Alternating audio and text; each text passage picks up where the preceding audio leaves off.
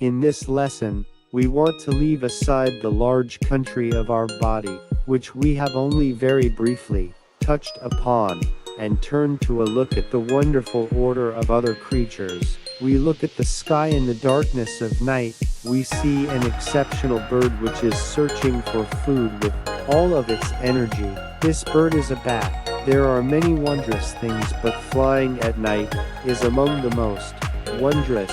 The swift flight of bats in the darkness of the night, without hitting anything, is so wondrous that no matter how often one studies this, new mysteries of this are revealed. This bird flies with the same speed and accuracy as a pigeon does in the daytime.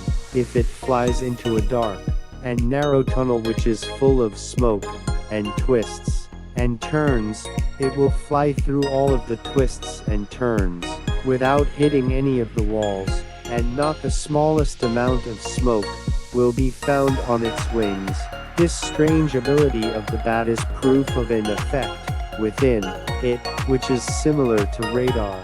We now need to know what radar is in order to be able to see it in a small bat. In physics, in the discussion on forms, waves are discussed, which are beyond sound waves.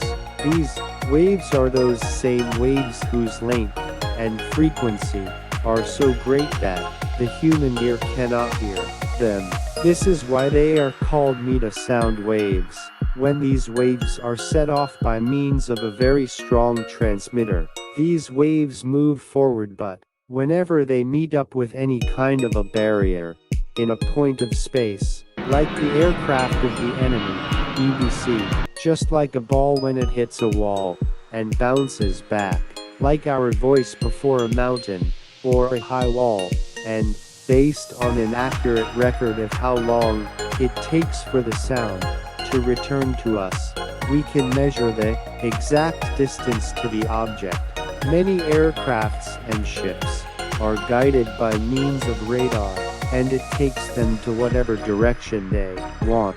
It is also used to find out the location of enemy ships and aircraft.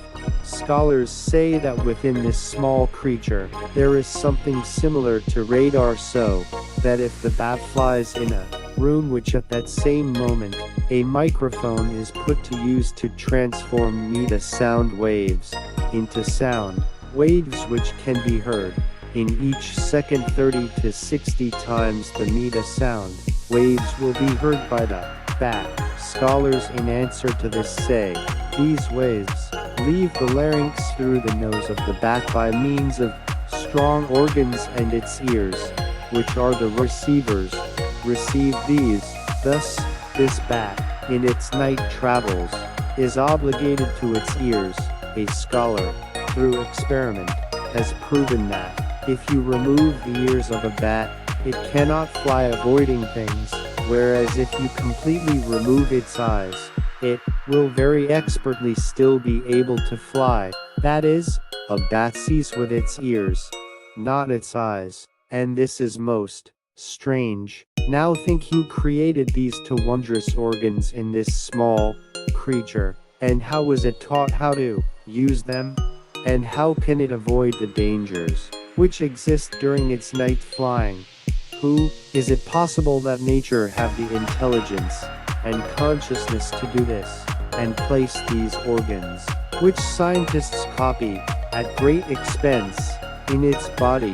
Had Ricali, peace be upon him, in the Naj al-Balagha, in a very long sermon about creation, mentions the bat, saying, it is never prevented from the way, because of the darkness of the night. Great and glorious is God who, without a previous model, brought everything into being.